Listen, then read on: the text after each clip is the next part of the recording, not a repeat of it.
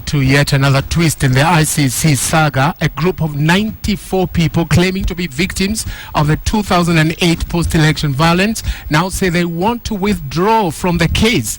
The group says it has written to the Hague-based court to say they no longer trust the process. KTN's Asha Mwilu has more. Of the evidence at each stage of the proceeding. The ICC prosecutor is walking a tightrope with the cases that only a year ago looked set to run and end well. Through this letter said to have been sent to the ICC, some 94 persons who identify themselves as victims of the post-election violence say they are no longer confident in the process.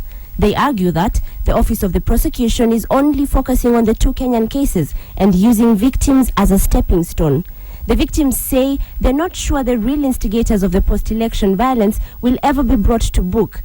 In the signed statement, the victims accused the Office of the Prosecutor of not conducting thorough investigations to establish those behind the chaos, some of whom they claim were still walking free. This comes in the wake of a recommendation by judges to have parts of the trial involving Deputy President William Ruto moved to Kenya or Tanzania. The challenge is really now, how do you safeguard the security of everybody, witnesses, suspects? How do you ensure that the conduct of those trials locally does not disrupt peace or create other problems? The presiding bench would have to consider so many things. All these events, the pulling out of witnesses, the dropping of the judge from the case, and so on and so forth, may be very weighty as to contribute to the final verdict. If the court agrees to hear the cases in East Africa, the Kenyan case will be among those deferred from the initial location. The Rwandese genocide case was heard in Arusha at the International Criminal Tribunal for Rwanda. The Charles Taylor case was initially supposed to be heard in Sierra Leone, but was deferred to The Hague for security reasons.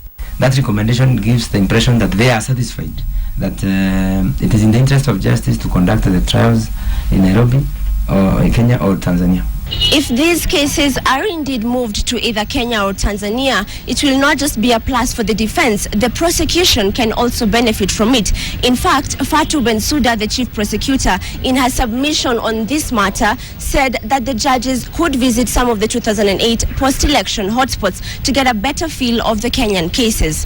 Asha Mwilu reporting for KTN in Nairobi.